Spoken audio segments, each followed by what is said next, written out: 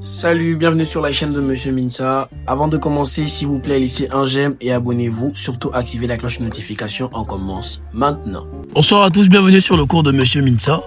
Aujourd'hui, nous allons parler de la méthodologie du commentaire composé et il s'agira de trouver les sous-axes parce qu'on sait à quel point c'est souvent compliqué. Bien avant, je demanderai rapidement à tous ceux qui sont à Libreville et qui tombent sur cette vidéo, n'hésitez pas, venez nous rejoindre au prépa en écrivant simplement au 074 69 16 35. Le mois est à 20 000 francs et nous sommes situés à IAI après le C-Cadeau. Ne perdez plus de temps, nous vous attendons et les places sont limitées. Donc, comme j'ai eu à dire, aujourd'hui on va faire une méthodologie sur le commentaire composé. Méthodologie sur le commentaire composé et il s'agira de trouver les sous-axes. Je vous demanderai de rester jusqu'à la fin de cette vidéo. Je dis bien rester jusqu'à la fin de la vidéo parce que vous devriez absolument comprendre quelles sont les étapes, comment quitter d'un élément à un autre afin de comprendre réellement comment trouver les sous-axes. Donc, restez jusqu'à la fin de la vidéo et ne quittez pas la vidéo sans laisser un j'aime. Si vous n'avez pas réellement compris de quoi il est question, posez les questions en commentaire. C'est votre devoir. En d'autres termes, vous êtes obligés. Commençons réellement. Donc, pour trouver les sous-axes, il y a des éléments que vous devriez normalement utiliser. On va parler prioritairement de analyser le texte.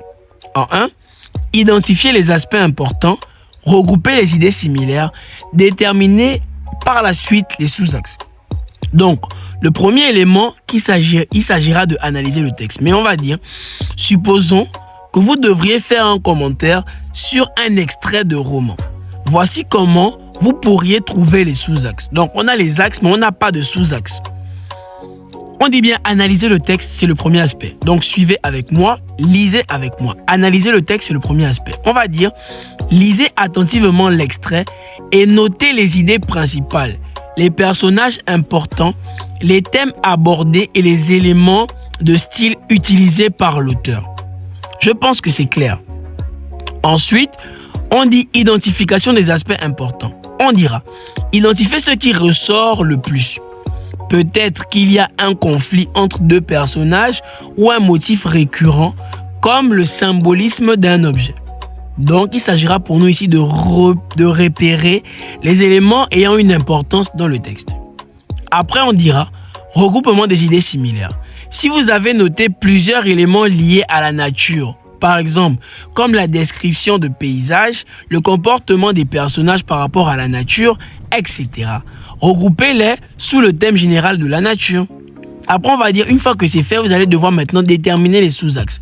Donc, pour le thème de la nature, par exemple, vous pourriez définir des sous-axes tels que la symbolique de la nature, l'interaction des personnages avec la nature, la fonction de la nature dans l'histoire, etc. Donc, vous voyez que tous les éléments qu'on a pu dégager tournaient autour de la nature. Donc, c'est très important pour nous. Jusque-là, c'est pas clair, mais on va essayer de résumer. En résumé, pour trouver les sous-axes, il suffit d'identifier les grands thèmes ou idées du texte, puis les décomposer en sous-catégories, plus spécifiquement pour faciliter l'analyse et l'organisation de votre commentaire. Jusque-là, c'est pas encore clair. Donc, nous, qu'est-ce qu'on va faire? On va prendre un extrait et on va essayer de vous aider à mieux comprendre. Voici un extrait fictif d'un roman avec les différentes étapes pour l'analyser. On va essayer de lire le texte. On le lit ensemble. On commence au numéro 1. Le soleil se levait lentement à l'horizon, éclairant doucement les collines verdoyantes qui s'étendaient à perte de vue. Sophie se tenait au sommet de la plus haute colline, contemplant le paysage avec émerveillement. Pour elle, chaque aube était une promesse de nouveau départ. Au loin, elle aperçut une silhouette familière qui se dirigeait vers elle. C'était Jacques, son ami d'enfance, avec qui elle partageait une connexion profonde avec la nature. Ensemble, ils parcoururent les sentiers ombragés de la forêt, écoutant le murmure apaisant des feuilles et le chant mélodieux des oiseaux. Arrivés près d'une clairière cachée, ils s'arrêtèrent pour admirer un ruisseau cristallin serpentant à travers les pierres polies par le temps. C'était dans ce lieu magique que Sophie et Jacques avaient l'habitude de se retrouver pour partager leurs rêves et leurs espoirs, loin du tumulte du monde extérieur. Maintenant, nous allons suivre les étapes pour analyser ce texte. On va dire analyser le texte premièrement. Le texte décrit un lever de soleil sur des collines verdoyantes. Il met en scène deux personnages, Sophie et Jacques, qui partagent une connexion avec la nature. Il évoque une atmosphère de calme et de sérénité. Donc, tous ces, ces 4 éléments-là, je les ai dégagés après lecture du texte. Mais on remarque que les 4 éléments ont un lien avec la nature, comme j'ai eu à dire. On va dire identification des aspects importants. Les thèmes qui se dégagent sont la nature, l'amitié et la quiétude. Les personnages sont Sophie et Jacques. L'atmosphère, calme, serein ou encore un lien avec la sérénité. Communion avec la nature. De là, je vais regrouper les idées similaires. La description de la nature.